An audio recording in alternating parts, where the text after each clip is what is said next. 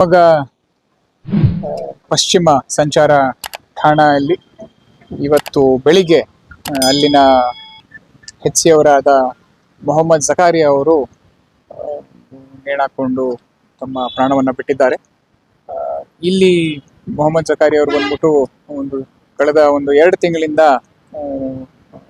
Absent ಆಗಿದ್ರು. ಅವರಿಗೆ ಬೆನ್ನಿನ ನೋವು ಇದ್ದಿದ್ದರಿಂದ ಅವರು ಅಲ್ಲಿ ಟ್ರೀಟ್ಮೆಂಟ್ಗೋಸ್ಕರ ಲೀವ್ ತಗೊಂಡಿದ್ರು.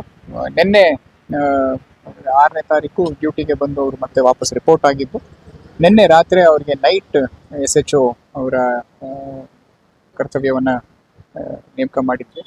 ಅದೇ ರೀತಿ ಅವರು ಕರ್ತವ್ಯವನ್ನು ನಿಭಾಯಿಸಿದ್ದು.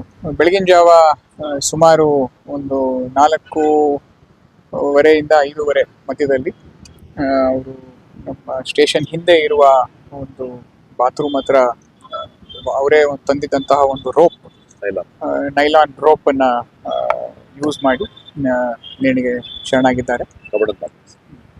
ಕಬ್ಬಿಣದ ಬಾಗಿಲಿಗೆ ಅವರು ಅದನ್ನ ಸಿಕ್ಕಾಕ್ಸ್ಕೊಂಡು ಟೈ ಮಾಡಿ ಅದರಿಂದ ಅವರು ನೇಣಿಗೆ ಶರಣಾಗಿದ್ದಾರೆ. ಈ ಒಂದು ನೇಣಿಗೆ ಶರಣಾಗೋಕ್ಕಿಂತ ಮುಂಚೆ ಒಂದು ವಾಟ್ಸ್ಆ್ಯಪ್ ಅಲ್ಲಿ ಒಂದು ಮೆಸೇಜ್ ಕೂಡ ಮಾಡಿದ್ದಾರೆ ಎಲ್ಲ ಅವರ ಸಿಬ್ಬಂದಿಯವರಿಗೆ ಮತ್ತು ಅಧಿಕಾರಿಗಳಿಗೆ. ಇಬ್ಬರಿಗೂ ಕೂಡ ಅವರು ನಮ್ಮ ಈ ಒಂದು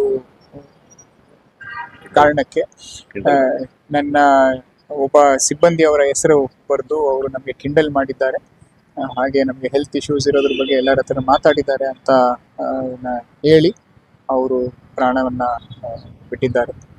ಈ ನಿಟ್ಟಿನಲ್ಲೇನೆ ನಾವು ಬೆಳಗ್ಗೆ ಅವರ ಫ್ಯಾಮಿಲಿಯವ್ರನ್ನೆಲ್ಲ ಕರೆಸಿ ಅವ್ರಿಗೆ ಡೀಟೇಲ್ ಆಗಿ ಏನೇನಾಗಿದೆಯೋ ಅದ್ರ ಬಗ್ಗೆ ತಿಳುವಳಿಕೆಯನ್ನು ನೀಡಿದ್ವಿ. ಫ್ಯಾಮಿಲಿಯವರು ಇವಾಗ ಒಂದು UDR ಕಂಪ್ಲೇಂಟನ್ನು ಕೊಟ್ಟಿದ್ದಾರೆ. ಅದರಂತೆಯೇ ನಾವು ನಮ್ಮ ಕಾನೂನಾತ್ಮಕ ಕ್ರಮವನ್ನು ಜರುಗಿಸಲು ಆಲೆ ಬಾಡಿನ PMಗೆ ಶಿಫ್ಟ್ ಮಾಡಿದ್ದೀವಿ. ಸರ್, ಯಾವ ಥರ ಕಿಂಡಲ್ ಮಾಡ್ತಾರೆ? ಅದ್ರ ಬಗ್ಗೆ ನಮಗೆ ಡೀಟೇಲ್ಸ್ ಇನ್ನೂ ನಮ್ಮ ಇನ್ವೆಸ್ಟಿಗೇಷನ್ ಮಾಡೋದು ಬಾಕಿ ಇರೋದ್ರಿಂದ ಅದ್ರ ಬಗ್ಗೆ ನಮ್ಗೆ ಇನ್ನೂ ಗೊತ್ತಾಗಿಲ್ಲ.